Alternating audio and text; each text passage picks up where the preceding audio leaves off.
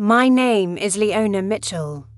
I'm a 46-year-old history teacher from Augusta, Georgia, and for most of my life I believed in God, but only in the quiet, distant way you believe in something that stays out of your business. I've been a mother, a wife, a mentor. I taught Black history with pride, but there was always a part of me that felt disconnected, like something vital was missing. I carried unspoken questions about who we were, Black people, our pain, our strength, and the stories history books refused to tell. But nothing in all my years of study could have prepared me for what happened on August 4th, 2020. It started with exhaustion.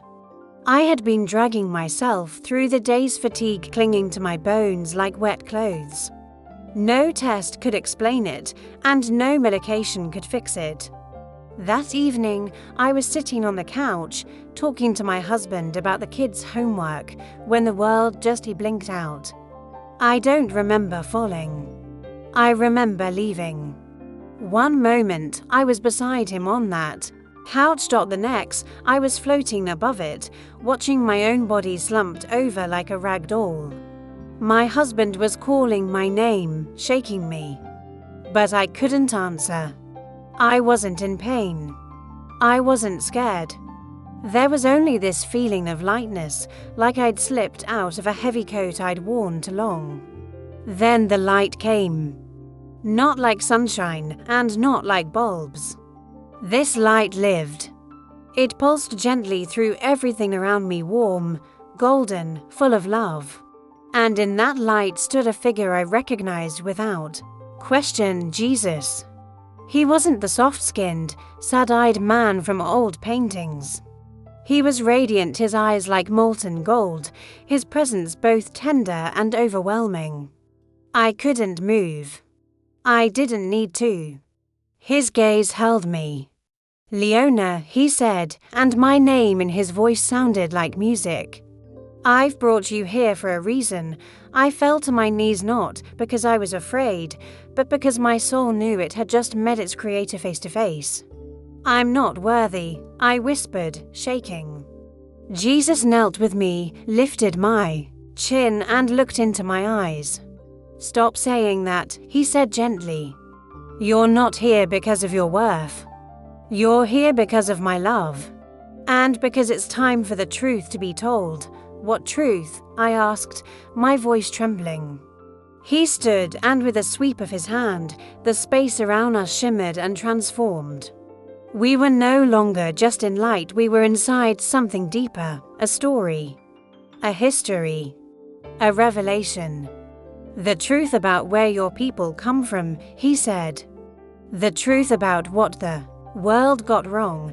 And then he began to show me things I had never imagined, things I had felt in my bones but never seen written or spoken, things that would change everything. The first image Jesus showed me was like a tapestry made of living thread, woven with people, places, and stories I'd heard in bits and pieces my whole life, but never understood in full. He spoke without moving his lips, yet I heard him in my spirit like thunder and a whisper at once. "You've been taught a lie," he said. "A lie that has bound generations in shame and silence." A scene formed around us, ancient, sun-drenched hills, and tents made of goat hair. I realized I was watching the story of Noah unfold, the one I'd heard as a child in Sunday school. But this wasn't a cartoon. This was real. I could see Noah, aged and weary, resting in his tent, and his sons nearby, Shem, Japheth, and Ham. I already knew where this story was going. The so-called curse of Ham. But Jesus corrected me. "The curse wasn't placed on Ham," he said. "Read it again. It was placed on Canaan, Ham's son." Genesis 9:25 says, "Cursed be Canaan, not Ham." And yet, the lie that Black people are cursed came from twisting this moment. I watched history unfold like pages of fire and ash. I saw how this lie slithered through time, whispered by slave traders, justified in pulpits, encoded in laws, and taught in churches where stained glass windows blocked the truth like iron bars. Jesus showed me the faces of people who had suffered under that lie, black children told they were lesser, black families broken by systemic hate, black preachers silenced for preaching truth too boldly. "This was never my will," Jesus said, his eyes heavy with grief. The curse was never about color. It was about disobedience. It was not racial. It was spiritual. Yet it was weaponized to justify cruelty. My chest burned with a mix of sadness and something deeper, righteous anger. I thought about the self-hate I'd witnessed in my own students, the questions they were too afraid to ask, the pride they'd been taught to suppress. Jesus turned to me and his expression softened. "But now," he said, "I want to show you what has been hidden, the true identity of your people." Suddenly, we were standing on the banks of a wide, majestic river, the Nile.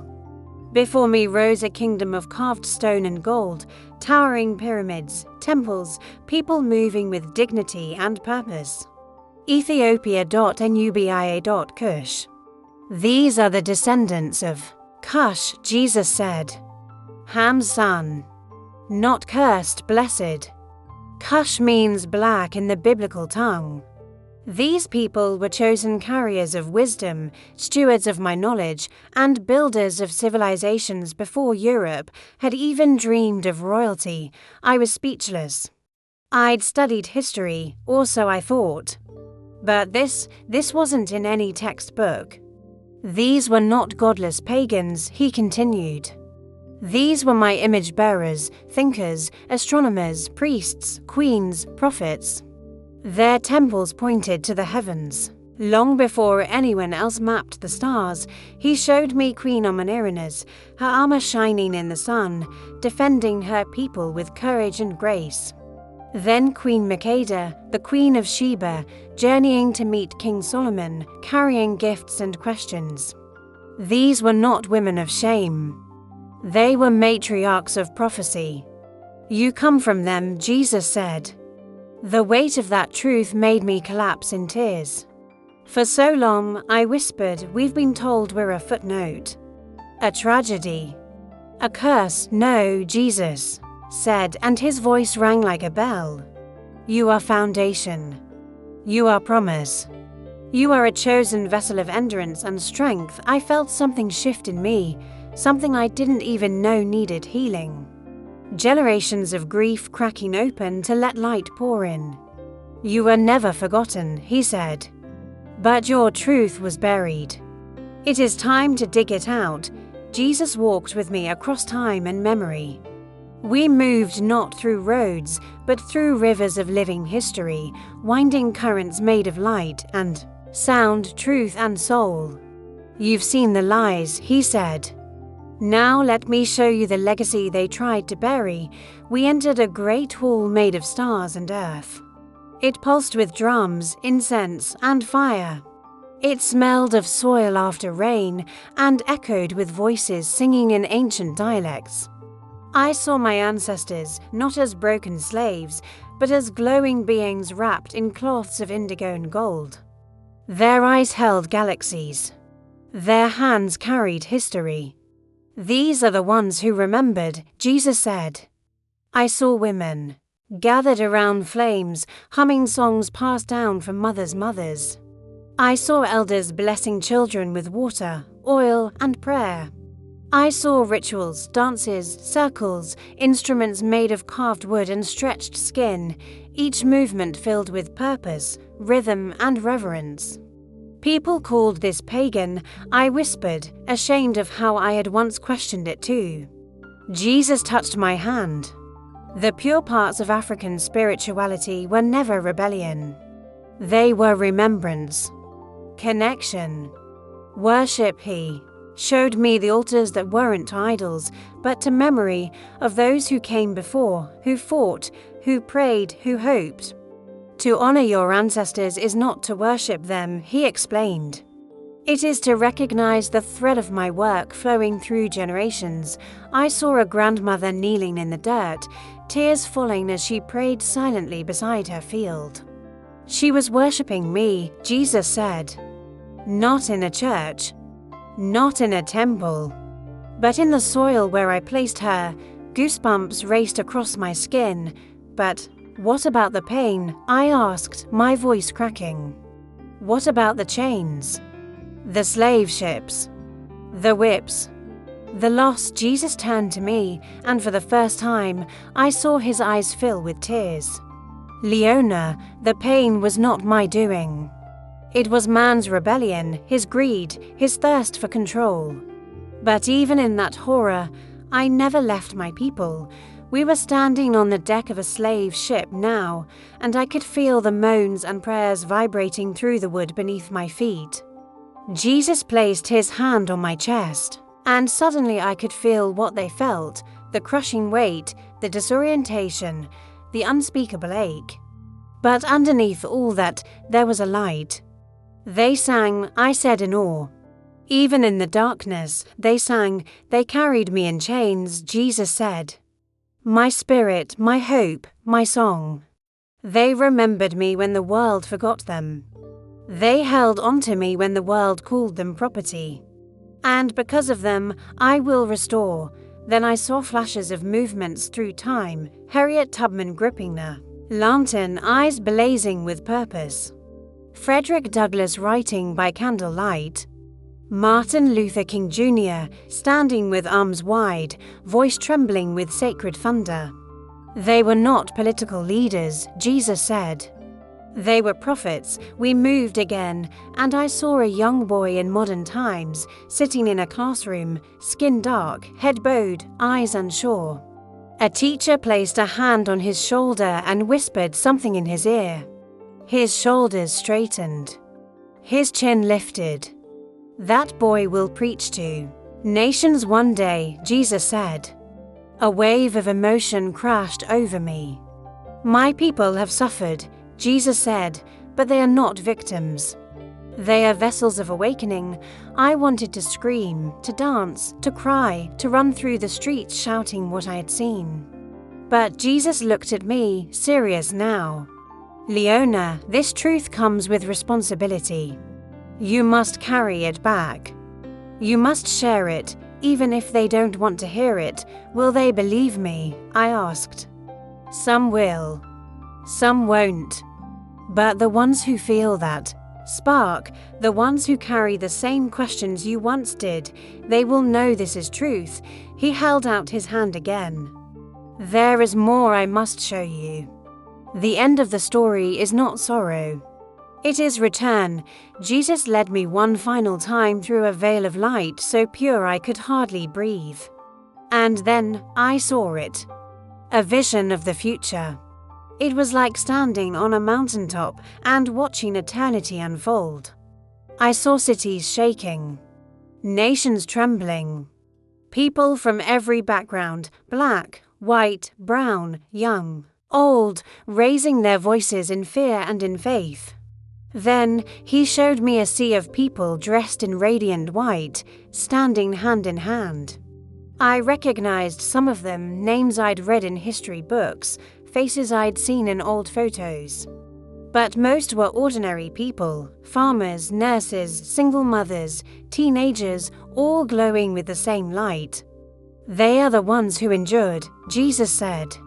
They are the ones who remembered who they were when the world tried to erase them. Tears rolled down my cheeks. The return of my people, the spiritual return, will begin with truth. Truth about who they are. Truth about who I am. Truth about what the world tried to distort. He showed me churches in Africa lit by candles and song. I saw small groups of young people in New York praying under bridges. I saw women gathering in kitchens in Atlanta, reading scripture with new understanding. I saw children in Haiti and Ghana and Brazil lifting their hands and shouting the name of Jesus, not the one used to justify slavery, but the one who breaks every chain. I am raising up my warriors, he said, and they will come from the very bloodlines once called cursed. And then Jesus showed me himself returning. But not as the man in robes I had seen earlier. This time he came in power. He rode on clouds that cracked open the sky. Trumpets sounded, not of brass, but of light. And around him angels danced like flame. He came not as a teacher, but as a king. Every eye turned to him. Every knee bent. And when he looked at the earth, I saw something I will never forget. He reached out his hands, scarred, shining, and gathered his people. Especially those who had been rejected, mislabeled, lied to, and left behind. The black people of the world, who had been told for centuries that they were cursed, were lifted high. You are not cursed, he thundered. You are crowned, the heavens echoed his words. Then, slowly, the vision faded. The glowing halls dimmed. I felt a tug, like a warm wind, pulling me downward. It's time, Jesus said. No, I whispered, please. I don't want to leave. He smiled with that same eternal love that had held me together since I arrived. You have work to do. Tell them. Heal them. Remind them who they are. He reached into his chest and placed something into my hand, a small, burning coal of gold. What is it? I asked. Truth, he said. When the world tries to make you doubt, hold onto this. When they mock you, hold onto this. When your own people struggle to believe, remember what I showed you. Let this truth burn through every lie, and then hear gasp. The beeping of machines. The frantic shuffle of feet. A nurse screaming for a doctor. I opened my eyes. I was back in the hospital. My husband was crying. My children stood frozen in the doorway. I had been gone 12 minutes. But I hadn't just seen light. I had seen history. I had seen identity. I had seen Jesus. And I had come back burning with purpose. If you're still here, friend, this story wasn't just for me, it was for you. Whether you're black or not, young or old, believer or seeker, you have a place in God's plan.